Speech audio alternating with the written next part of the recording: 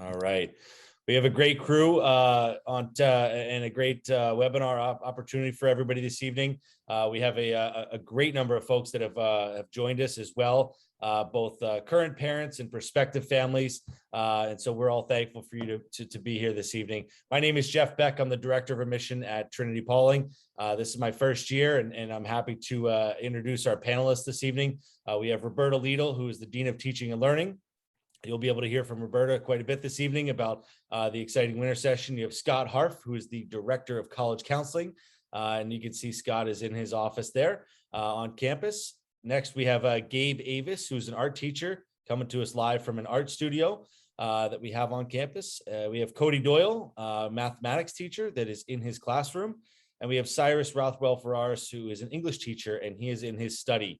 And then last but not least, we have Headmaster Bill Taylor coming from his office. And so we want to, I want to say a big thank you to all of our panelists this evening here to discuss winter session. So I'll be honest, I'll start off quickly here. I kept hearing a lot of things about winter session. What is winter session? When does it happen? What does that even mean? Who is it for? Those are the questions and answers we're hopefully going to be able to get for you this evening, as it's a really exciting opportunity for our boys. And in fact, I think it's pretty unique and opportunity for our teachers to kind of showcase some of their unique talents and abilities and their interests as well. So without further ado, we'll get started here, and I'll throw the first question. Plain and simple, what is winter session and how has it evolved at Trinity-Pawling? And I'll point that probably to Headmaster Taylor. Thank you. Good evening, everybody. Thank you for spending some of your evening with us, and glad to have my colleagues with me to discuss this exciting program here at Trinity-Pawling. So the winter session is this 2.5-week period between Thanksgiving and winter break. And it's a time where we have made a decision to do a deeper dive into different ways of learning, ways that are more personalized, that involve some greater creativity, some more collaboration, and hopefully with some deepening self-awareness and interest from the students. We started using this 2.5-week period for this approach last year during our response to the pandemic. Like most boarding schools, when it came time for Thanksgiving break, everybody went home, and everybody did not come back until early January. So this winter session began as a remote period where we would focus in on work that we, before the pandemic, did during the entirety of the winter term, but primarily on Saturdays during the winter term and so forth. And the history of that approach to how we use the winter term educationally began about 6 years ago. With the development of what we call the practicum. And the practicum is a series of graduation requirements that really put the boys in learning opportunities, learning experiences where they get to practice different leadership skill sets, different assessment skill sets, different critical thinking types of experiences. And it's a series of 3 different avenues that build upon each other and work their way from the middle school experience through the 9th and 10th grade with interdisciplinary projects in those 3 grades.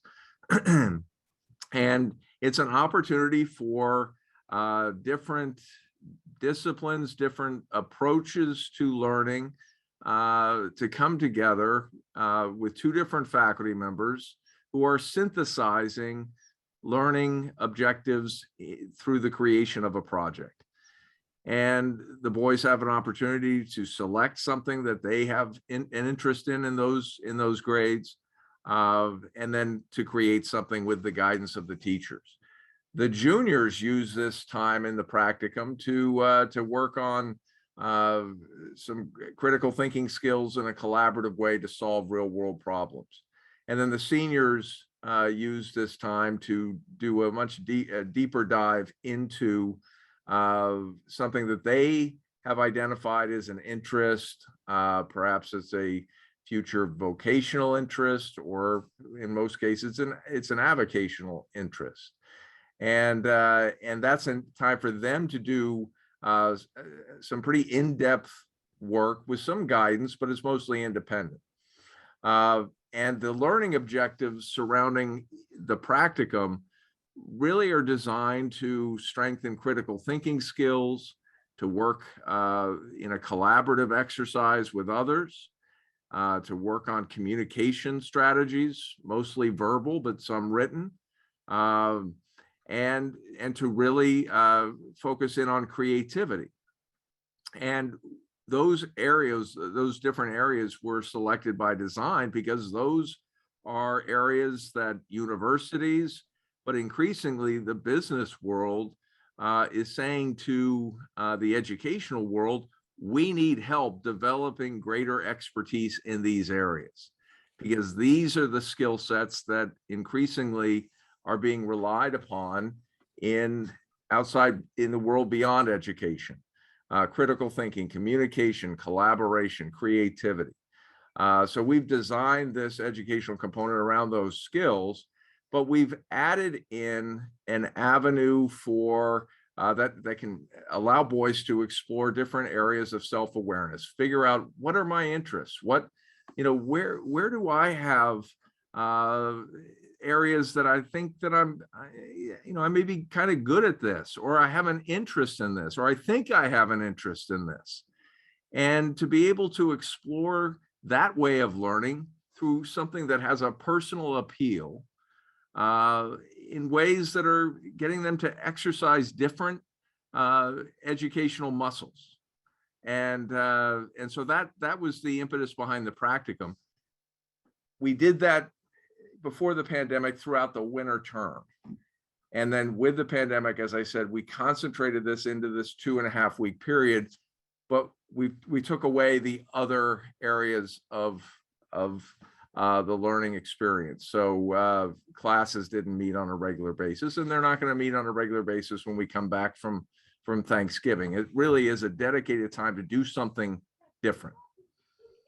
Wonderful. Well, thank you for that. And I think that's a healthy introduction. And now we'll be able to kind of dive deeper a little bit.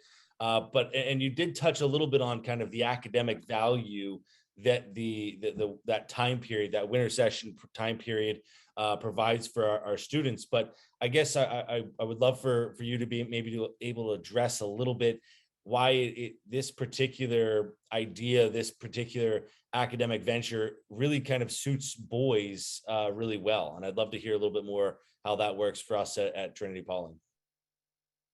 Sure. Well, the whole idea of the practicum, I should have mentioned this, was designed for those to do a deeper exposure into those skill sets, but it also leverages the fact that we're a boys' school. Boys learn best when they are learning in experiential ways. Boys learn best when they're active in their learning. Boys learn best when they can work with others in teams. Boys work best when you can throw a little competition into the mix, and to get them out of a more sedentary type of classroom experience. So we've done that with our classroom experience. We incorporate project-based learning into that. We get boys involved in different ways to learn. I just had a final exam in my class, and we created a fantasy football league. And the teams, the class was divided into different coaching groups, and they had to draft players, and they had certain plays they had to run. And I asked them at the end of this, and it was typical length of a full exam. It ran over an hour and a half. I asked them, how did you like that? And they said, oh, it was, we spent much more time in preparation than we would perhaps for an exam, but it was fun. And so, I think if you can find ways where boys can say, hey, this was worth it. I wanted to spend time with this. And that's what the practicum is. And that's what the winter session is, to add something that's a little different, hopefully enjoyable, where they can say this was really worth it. I got a lot out of it. Bill, I'd love to add to that. It's a progression of skills. That's really the way that the practicum is structured. So, we're providing a broader canvas for them to build these skills, not just in the academic classroom, but now the canvas is our whole community. It's outside our community. They're going to be doing field trips. So if you think about the winter projects as the first of the level of skill building, right? They're working on those skills on a very different level than when you get into the GCC or the SIP. So, and it works well, and it builds upon, it was very thoughtfully designed on building those skills to the next level. We're working with much more collaborative approach in the winter projects. The GCC, there's a little more independence and a little more expectations on certain skill developing. And then the SIP, the Senior Independent Project, of course, now that's the culmination of that. And it's kind of, polishing up those skills. So. Wonderful. I'd love to also hear from maybe Scott from a from a college perspective, and how this might play in a little bit to how either colleges are reacting or how our students are being able to utilize this in their next step beyond Trinity-Pawling. Yeah, I can touch on both of those. Just before I jump into that, I'll just mention kind of quickly, because I don't think our apologies, we haven't come out abruptly and said this. So the three pieces that we're talking about for the practicum would be the winter projects. So those would be the entire middle school does one winter project. And then our 9th and 10th graders picked winter projects. We can hear about them a little bit later, more in depth, what the topics were.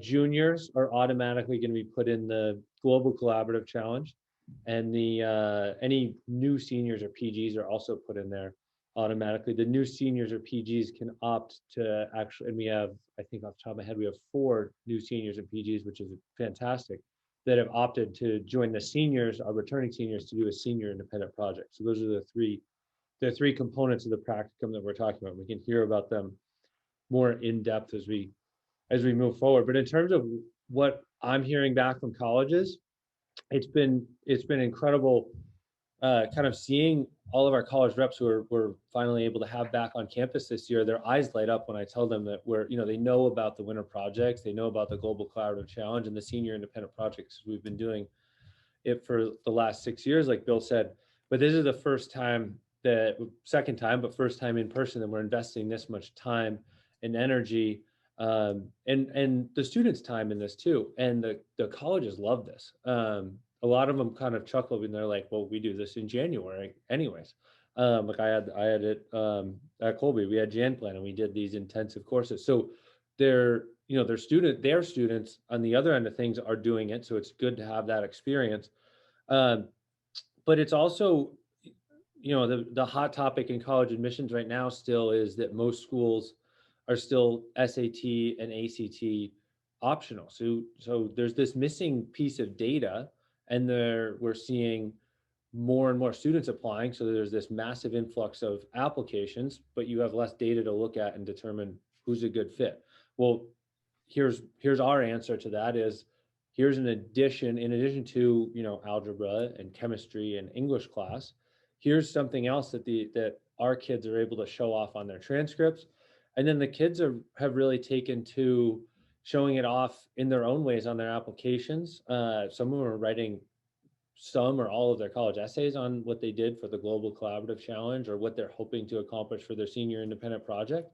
And then a lot of times when they're talking with our reps in person, whether it's at the college visits on campus or in interviews, it's really easy and kind of low-hanging fruit to be able to talk to a college rep about, hey, my group looked at how to solve the Great Pacific Garbage Patch in their Global Collaborative Challenge. And it's kind of funny. It's like we end up with these like we end up with these groups of 17, 18-year-old kids, and they're solving these problems that all the smartest adults in the world can't seem to figure out. And in 12 minutes, they come up with this incredible presentation and argument, and become these little experts on campus about the Great Pacific Garbage Patch or nuclear energy, or and I'm sure Cyrus will go into more detail with the questions this year. But no, it's been, to answer your question quickly, Jeff, it's been, colleges love it, and it's a really good way for our kids to begin to separate themselves.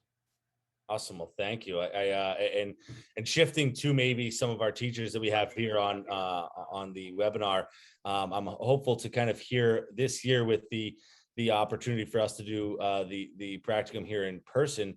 Talk to me a little bit about, or talk to our folks here on the webinar a little bit about the concentrated amount of time that we have that we've set aside for the practicum, and maybe even specifically the planning for it, but also the fact that as a teacher you have, and you have a set amount of time to be able to work with these students. I'd love to hear from your perspective what that's like from a planning perspective, but also your opportunity to work with the kids hands-on. I won the coin toss behind the stage, so I'll go first. I guess the first thing that came to mind with these 2.5 weeks that we have between Thanksgiving and our winter break was place-based learning, and this idea of using Trinity-Pawling, using our campus, using Pawling itself, using the Hudson River Valley to our disposal, and also possibly using New York City. And I know, and Roberta touched on field trips that we have planned for some of these winter projects. So that's really exciting that we can use spots on campus such as my art classroom, the maker space in our learning commons. We have a bunch of trails and on our property that we're going to use during the winter projects. And so yeah, that's the first thing that came to mind for me with these 2.5 weeks that we have, is how can we use the campus and the resources that we have here for a different academic idea that we have on campus. And so I'm excited to see a lot of these projects that teachers have implemented and have come up with, and just see them flourish around campus. See kids walking outside every single day during their class periods. That is really what is exciting to me in these next 2.5 weeks. So for a little perspective on what this used to look like, we used Saturday mornings to meet with these groups, whether it was winter projects or GCC or SIPs. And so with this 2.5 week period, we now have this robust amount of time, at least for the GCCs, to do research and to leave campus, and to really, really spend a lot of time diving in on these ideas and these great questions with the GCC. So I think that the continuity is really going to play a role in improving the presentations for the GCC. I think that the ability to meet with a mentor every single day is going to steer students towards more professional and exceptional projects and presentations. And then at the end of this 2.5 week period, I'm really, really excited for these 2 days where all of the work comes to fruition. And sort of as Gabe was talking about, where a lot of this work is visible, the final projects will be visible as well, where the projects and performances and presentations can be sort of captured by the entire school, because that's all we'll be doing. And we'll be celebrating the work that everyone did, instead of splitting attention between academics and athletics and all the other things that we do so well, and just really being focused on this incredible experience that everyone had. Cody, I mean, you're doing a really interesting project. Why don't you talk a little bit about what you're doing? Because you couldn't do your project on a series of 3 or 4 different Saturdays. I mean, this project that you're doing really it needs this block of time. Yeah, absolutely. So my project, I'm working with Mr. Slade Mead, and we're doing a baseball arbitration project. And Slade's a good guy to work with. He's had actually several careers before he came to Trinity-Pawling, and has a lot of connections. So I get a new email from Slade every day about, well, this guy said yes and this guy said no. But basically our project is our students, freshmen, sophomores in winter projects are going to be representing either a baseball player or a team or an organization. And basically, the end goal is that they're going to have an arbitration case. And speaking to Mr. Mead's background, he's actually done this before. Tim Wakefield is the example he used. He's got about 200 pages worth of notes, so I don't know if we'll get quite that far. But yeah, so he's got a great plan. I think our kids are excited. We have some kids who know nothing about baseball or international students that kind of wanted to just jump in and learn.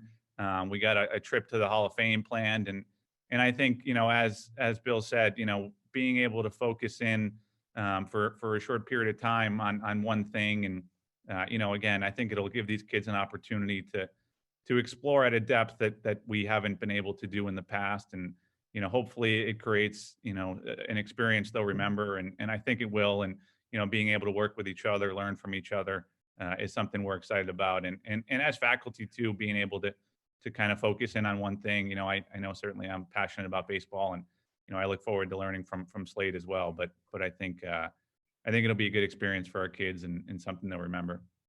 Yeah, wonderful. Thanks for sharing. And I guess before we continue to go through and kind of introduce, if you will, some of the other projects that we'll be doing this year, I think this would be a big question for everybody.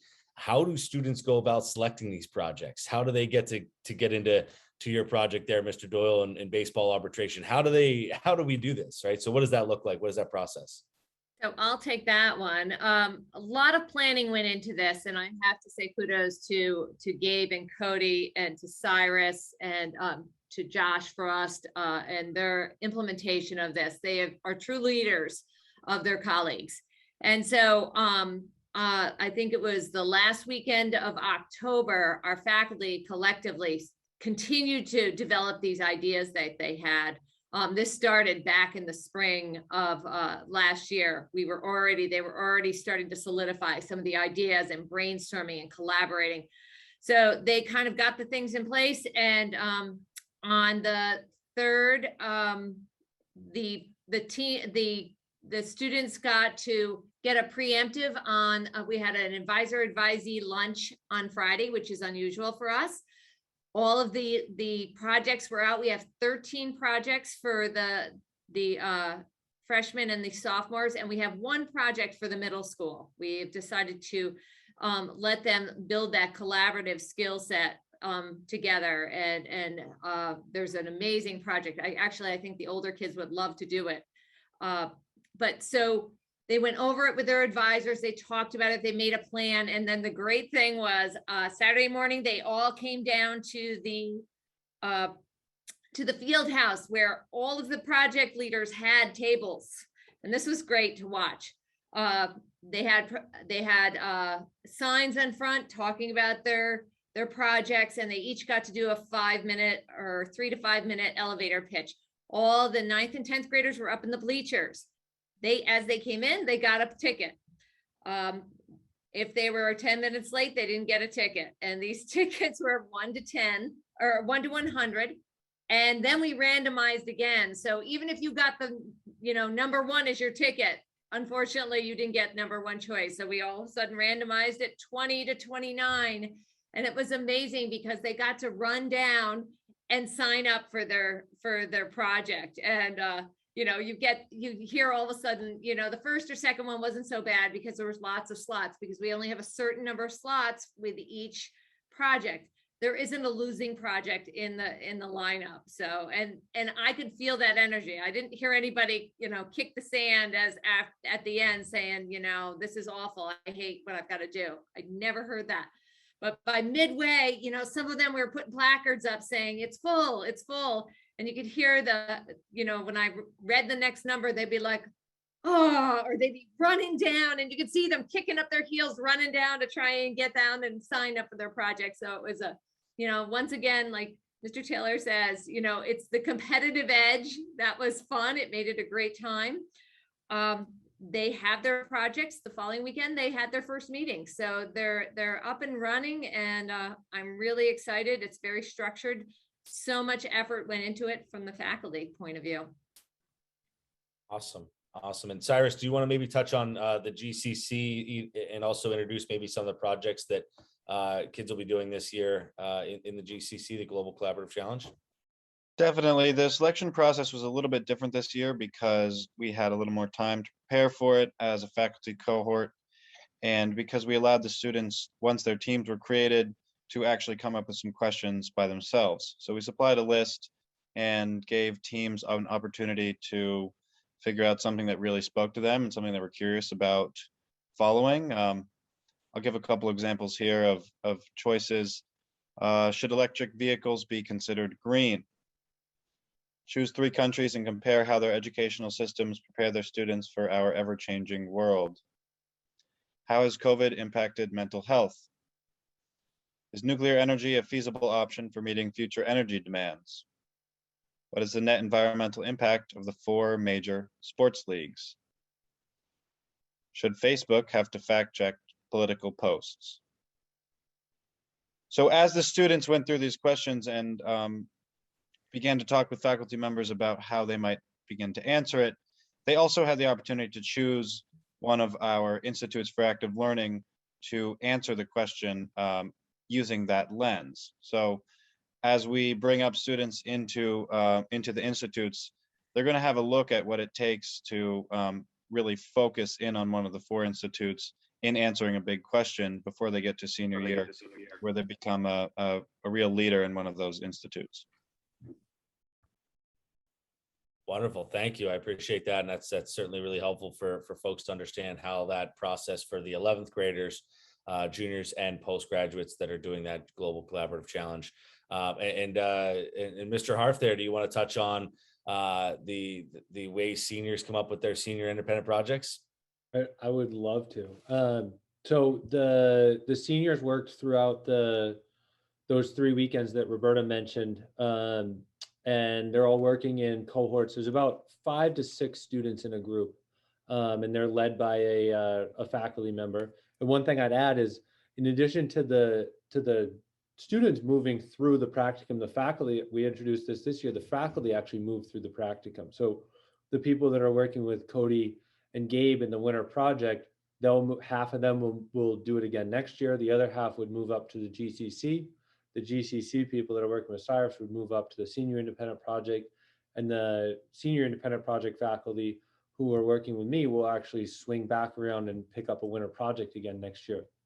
And so what I really like about that is, as moving forward, as we begin brainstorming and building these cohorts for our senior independent projects, is the 3 and 4 year and the 2-year seniors will all have worked with and developed relationships with the faculty throughout winter session. So you're building a continuity on the faculty and the student side of things throughout that. But in terms of the selection process, the seniors all have been working in one of the 4 institutes. So the Environmental Institute for Environmental Stewardship, there's an Entrepreneurship Institute, Citizenship, and Leadership. So there are 4 institutes, and the seniors chose one of those to focus in on, and then are building projects based off of the skills within that institute. So I have a couple jotted down here. We have one individual. This is actually one of our postgraduates who I'm incredibly proud of for taking this leap. And he's doing the Environmental Institute and is building a model wave pool, which I can't wait to see that come to fruition. We have another one of our students who's using reclaimed wood, is actually building a dining room table. So that's more of an entrepreneurship, interested in, he's been working with Josh Frost a little bit on the hand planing and woodworking type stuff. We have a leadership one that's directing and filming a short film. We have another entrepreneurship one. He was just, when you hear it, you'll understand why, but hemming and hawing between entrepreneurship and citizenship. But one of our seniors is programming. He's in my class, so I'm not sure if this is a dig at me or not, but he's programming an iOS app that reads our Trinity-Pawling teacher's handwriting and then converts it into text. So some pretty cool things out there that the seniors are doing, and they're they're working in these cohorts led by faculty, so that there's a structured brainstorming process that's going on.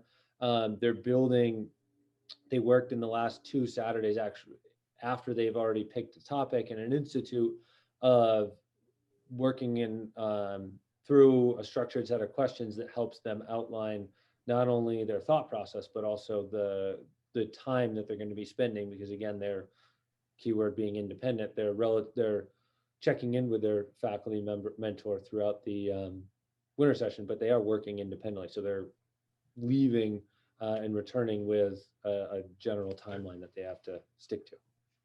Awesome. Well, wonderful. That's really helpful for both all 3 winter session, global collaborative challenge, and senior independent projects.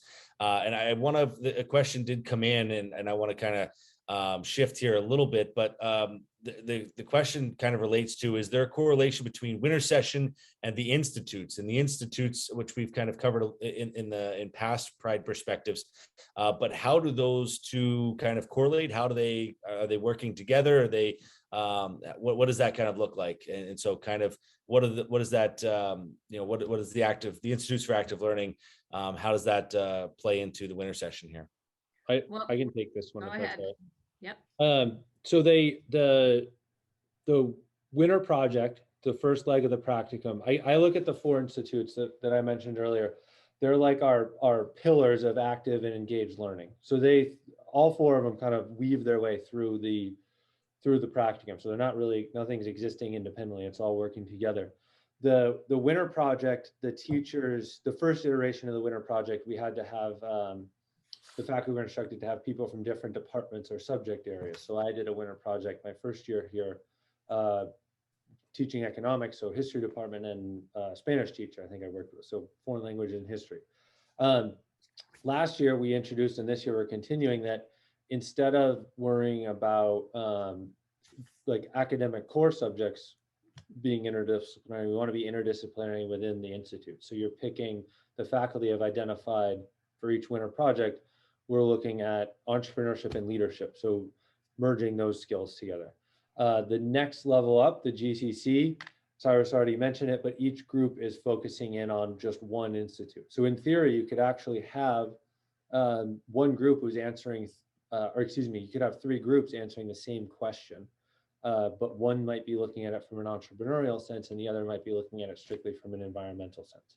And then the senior independent project, again, they're focusing in on one specific institute and diving into the skills in a real world way there.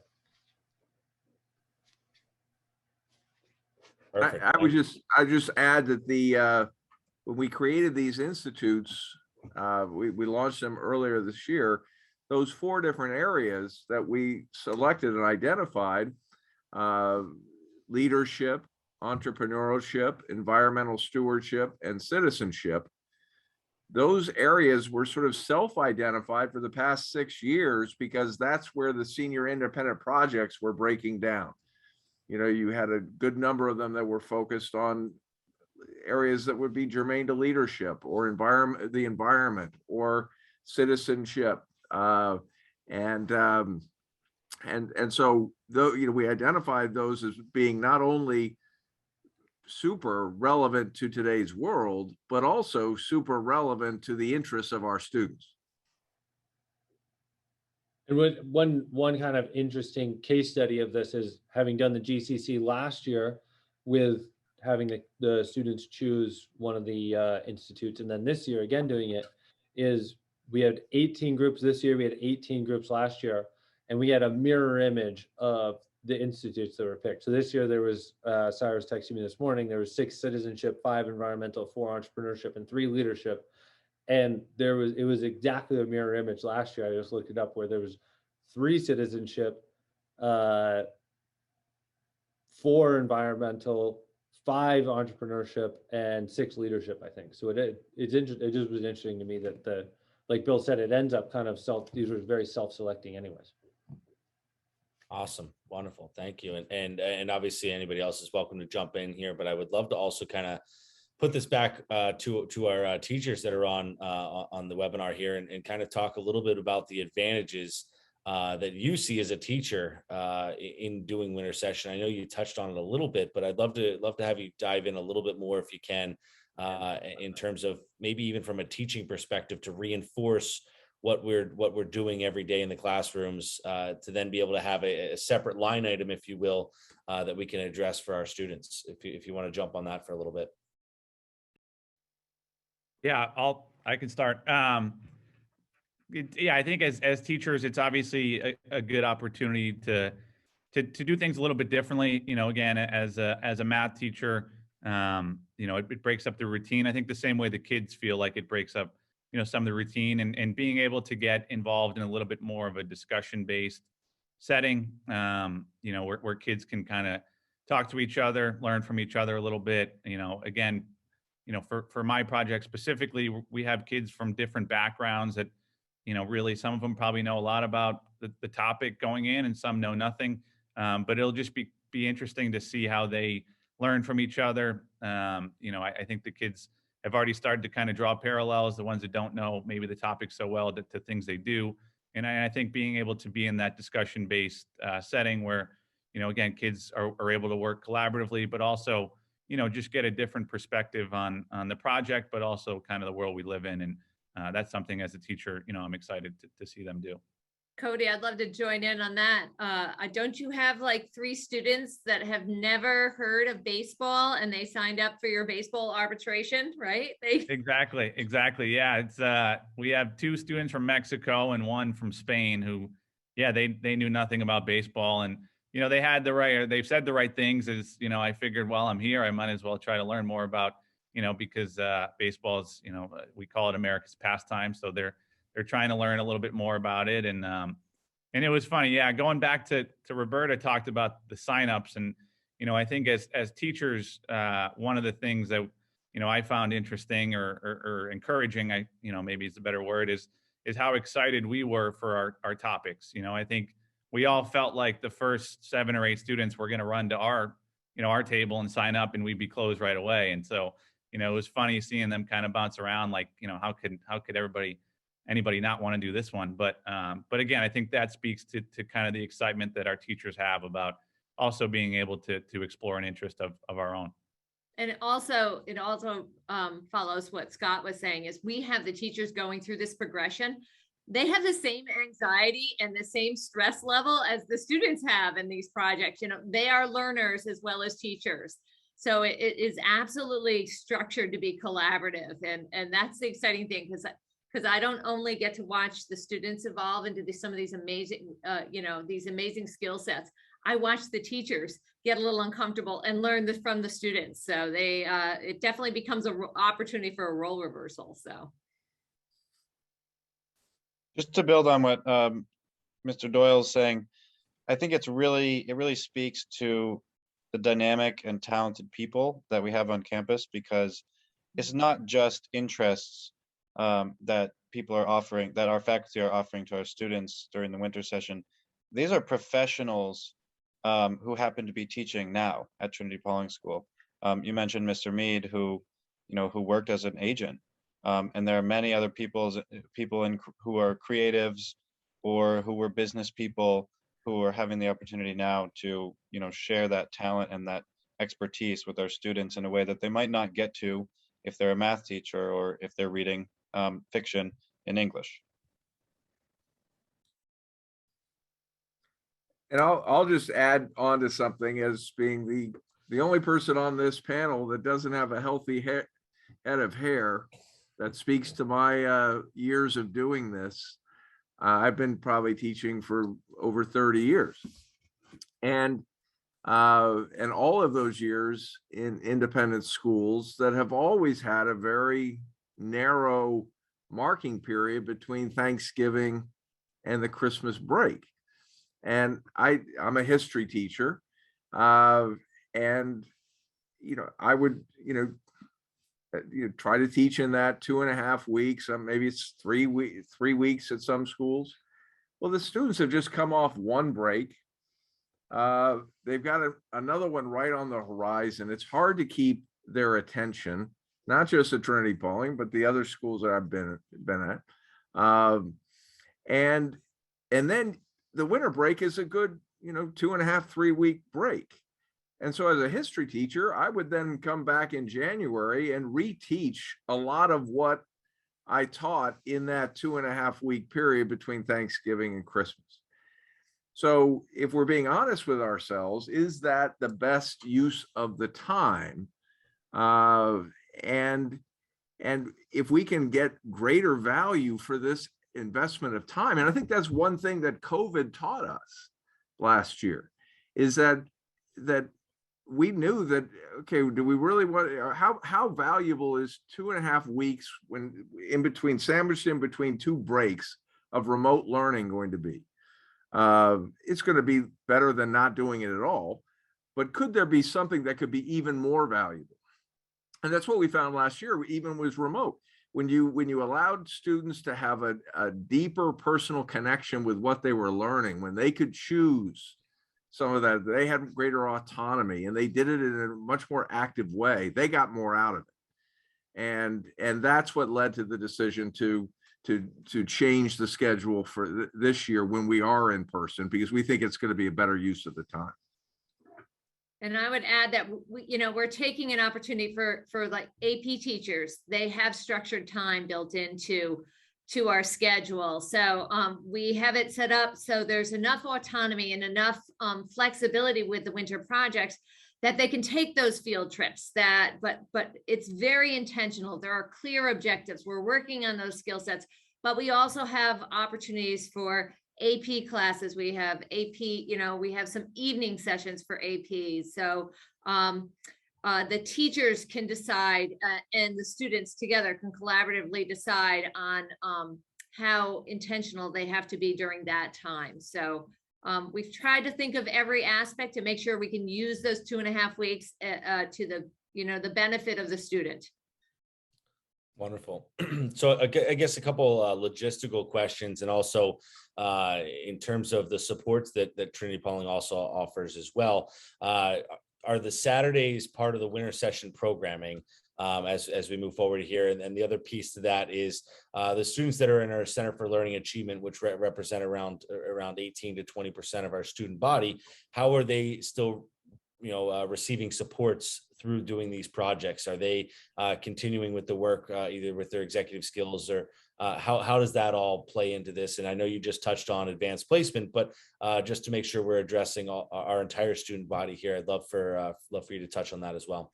Absolutely. So the structure is Monday through Saturday. So Saturday is project planning, and there is the winter projects going on. Then there is lunch, there is athletic practices, things like that. As for our students of the Center of Learning Achievement, this is their opportunity to shine, because here they're really doing experiential learning. They're hands-on, and often you'll see them leading the charge on some of these things, because first of all, they have high interest. And second of all, they've chosen a project and they're working on those skills that to develop their self-awareness, their critical thinking. They're getting an opportunity to do it in a different environment. So we don't follow like an IEP or a 504 for students that have something like that. But really the structure of this, there's so much support and collaboration and overlap between groups. In fact, I know we have a couple of projects. I haven't really talked about the different topics, and I should give a few just so people can get a little flavor of what some of the things. But we do have Cody had talked about the baseball arbitration. We have, for the middle school, is going to be the history of flight and fighting gravity. And, that has the physics piece. They're going to be building models. They're going in, they're doing lots of visiting of aeronautics and space museums. I think that was a couple of field trips that they're looking at. We have a group that's looking at our open spaces, ropes, slopes, and hopes, and kind of looking at the opportunities and that would be map building and looking at possible ropes courses. We have a Trinity-Pawling maple and maple sugar factory. So utilizing our wonderful back acres here and literally trying to manufacture a maple sugar. What does that look like?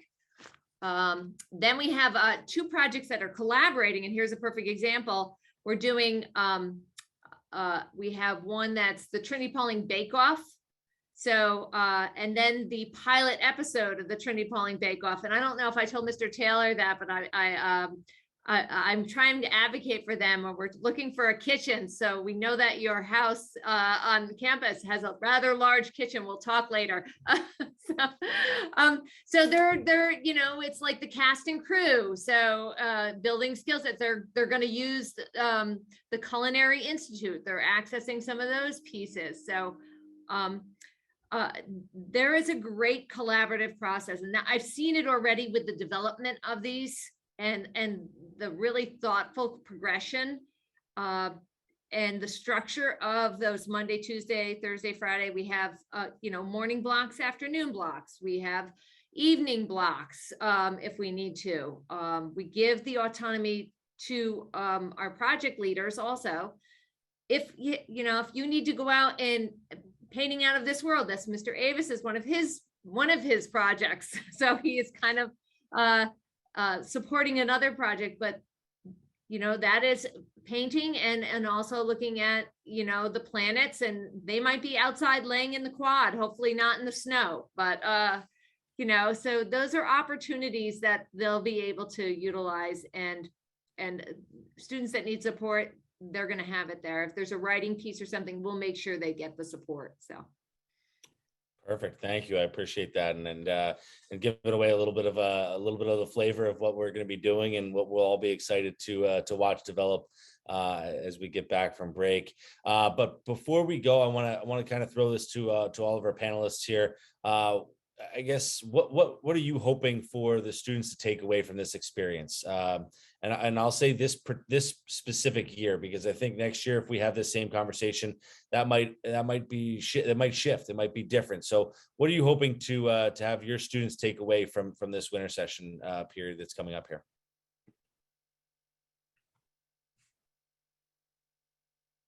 I'll start off. You know, we love talking about how learning happens everywhere here at Trinity-Pawling, and I think this 2.5 week period in the winter session is perfect. I mean, that, like, talk about a great time where learning literally is happening everywhere on this campus and in this community. And my hope and my takeaway is that students can realize, or will realize, that learning doesn't have to happen in just 4-walled rooms. They can happen in the quad. It can happen up on the back acres. It could happen when you're walking into town to go on a field trip or something. So that's my hope and my takeaway. And I have a pretty good hunch that that's what's going to happen. From the senior side of things, with the senior independent project, I think one of the pieces that I'm most excited about, this is the first year. Even last year, we didn't fully focus on the senior independent project in the winter session. It was GCC and winter project focused primarily. But the seniors have been doing their senior independent project since we started it 6 years ago, in this like vacuum of the college counseling office and then kind of volunteer teachers. And so I'm excited for them, even though we were doing it in this vacuum, it's been so fun to have guys like, you know, like our head prefect's been here for 4 years, and I think almost every year he's come up to me, whether it was at a family style meal or it was after lacrosse practice or it was just in study hall, like, hey, Mr. Harp, what do you think about this? What do you think about this? What, you know, what if I did this for my senior independent project? So there's been this momentum and this, the kids are thinking about it earlier and earlier. And so I'm really excited for them to be able to share what they're accomplishing in their senior independent projects with the greater community. Because like I said, it's, for a lot of them, it happens in this vacuum in the midst, or it used to happen in this vacuum in the midst of college application season and, you know, sports and everything else that they have going on.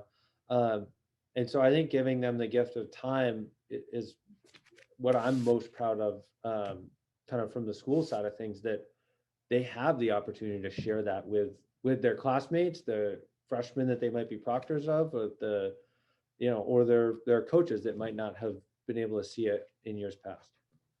You know, and I'd like to add that I see enthusiasm. Like I see that, Scott, the seniors are coming up and they're like, you know what I'm doing? Like they want to tell people there's an enthusiasm here that I haven't seen in past winter projects.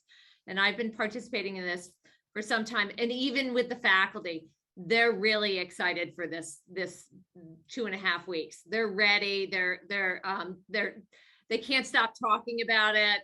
If you go down the hall in the dam building, some people's whiteboards are filled with the planning of, oh, we got to add this in, and we got to do that field. The logistics of it, they're hyping up. You know, it's like definitely the pregame, and I'm excited that that's the energy going into this. So they'll get a little reprieve, go home for Thanksgiving, and then like full steam ahead.